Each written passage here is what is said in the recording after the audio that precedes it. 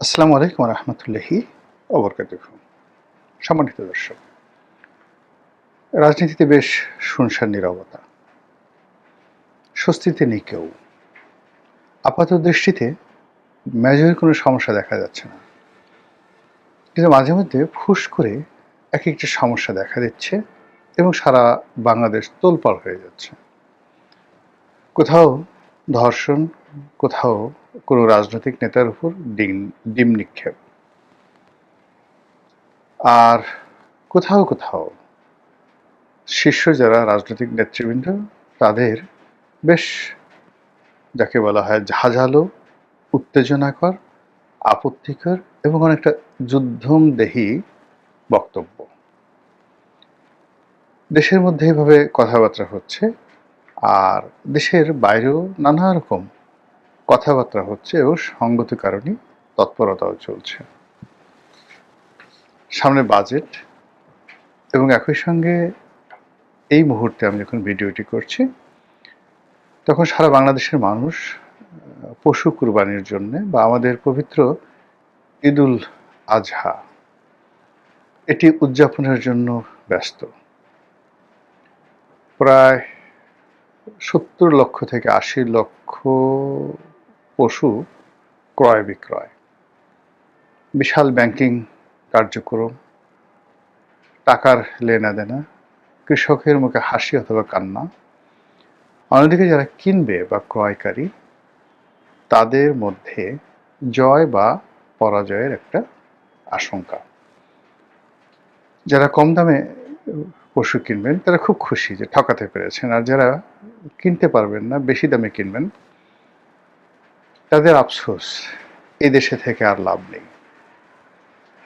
এটি কোনো একটা দেশ হলো? একের পর এক মানে জিনিসপত্রের দাম বাড়ছে, এভাবে একটা গরুর কিংবা এভাবে একটা ছাগলের দাম হঠাৎ করে বেড়ে যাবে, তারেক রহমান সাহেব আসলে কি করেন? তাকে এদেশে ক্ষমতা নিয়ে আমাদের কি লাভ হলো যদি গরুর দামে কমাতে না পারেন? এরকম মানুষের সংখ্যা কিন্তু নেহায়েত কম নয়। কিন্তু এই যে শুনশান নীরবতা, মাঝে মধ্যে বিচ্ছিন্ন অবস্থা, প্রকৃতিতে উলটপালট আচরণ, ৩ দিন ৪ দিন ৫ দিন খুব গরম, ভ্যাপসা গরম, তারপরে আবার মুষলধারে বৃষ্টি, কখনো কখনো কালবৈশাখী। এই যে আমি এখন যখন ভিডিও করছি আপনারা হয়তো শব্দ শুনতে পাচ্ছেন, অঝরে বৃষ্টি হচ্ছে। অথচ পুরো সকালে আমি যে এলাকাতে অফিস করি সেখানে প্রায় ৭ ঘন্টা বিদ্যুৎ ছিল না, আর প্রচন্ড গরম কাকে বলে। এইরকম এই যে অদ্ভুত একটা আবহাওয়া বাংলাদেশে, সেই আবহাওয়া রাজনীতির অঙ্গনেও চলছে। আপনার ইতিমধ্যে প্রধানমন্ত্রী জনাব তারেক রহমান সাহেবের একটি বক্তব্য শুনেছেন। তিনি বেশ ইঙ্গিত করে বলেছেন যে একটি দল যারা নিষিদ্ধ, যারা পালিয়ে গেছে, তাদের সঙ্গে সমঝোতা করছে। এখন প্রধানমন্ত্রীর এই বক্তব্যটা আসলে আপনি ফেলে দিতে পারেন না। প্রধানমন্ত্রী কখনোই ফালতু কথা বলবেন না। আর এমনিতেই যেটা হচ্ছে, জিয়াউর রহমান, বেগম খালেদা জিয়া, তারেক রহমান, এদের যারা সদস্য, এই পরিবারের যারা সদস্য, সাধারণত ফালতু কথা বেশি একটা বলেন না, কথা কম বলেন। ইনক্লুডিং জায়মা রহমান কিংবা জায়মা রহমানের যে মা জুবাইদুর রহমান, ইনি তো একেবারেই কথা বলেন না। তো সেই দিক থেকে যে কথাগুলো বলেন, সেই কথার মধ্যে গোয়েন্দা রিপোর্ট থাকে, সেই কথার মধ্যে দলীয় রিপোর্ট থাকে, নানা রকম আশঙ্কা থাকে, দেশি বিদেশি বন্ধু যারা রয়েছেন তাদের নানা রকম আগাম সতর্কতা থাকে। আদারওয়াইজ এই সকল পদে থেকে সাধারণত যারা একেবারে বাচাল, সিরিয়াসলি বাচাল, তারাও প্রতিপক্ষকে ঘিরে এভাবে টু দি পয়েন্টে কথা বলেন না। প্রধানমন্ত্রী যে ইঙ্গিতটা দিয়েছেন সেই ইঙ্গিতের মুদ্রা কথা হলো যে বাংলাদেশের একটি দল, আপনারা তো সবাই বুঝতে পেরেছেন, সেই দলটি জামাত এবং এনসিপি, এতে কোনো সন্দেহ নেই। আর যাদেরকে তাড়িয়ে দেওয়া হয়েছে, যারা পালিয়ে গেছে, সাবেক স্বৈরাচার ইত্যাদি ইত্যাদি, যেভাবে আপনি ডাকেন না কেন, সেটা দিল্লিতে শেখ হাসিনা। এখন শেখ হাসিনার সঙ্গে জামাতের কি সম্পর্ক হওয়া সম্ভব? অবশ্যই সম্ভব, এবং এটাই রাজনীতির ম্যাথমেটিক্স। শেখ হাসিনার সঙ্গে সবচেয়ে ভালো সম্পর্ক হতে পারত বিএনপির, এবং বিএনপির সেই সম্পর্কটি হলে আওয়ামী লীগেরও অনেক উপকার হতো, বিএনপির উপকার হতো, কিন্তু সেই ট্রেনটি মিস হয়ে গেছে। এখানে আওয়ামী লীগ যে কাজটি করেছে, তারা তাদের যে যোগাযোগ, সেই যোগাযোগটি সবার সঙ্গে রেখেছে, বিএনপির সঙ্গেও রেখেছে, আবার জামাতের সঙ্গেও রেখেছে, একেবারে প্রথম দিন থেকে, ডে ওয়ান থেকে।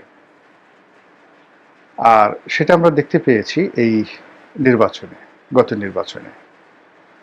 এই নির্বাচনে আওয়ামী লীগের যারা ভোট, তারা ভোট কেন্দ্রে গেছে, ভোটাররা, যেটা আমরা যারা পলিটিক্যাল অ্যানালিস্ট, তারা অনেকেই মনে করেছিলাম যে হয়তো ভোট তারা দেবেন না বা ভোট কেন্দ্রে যাবেন না।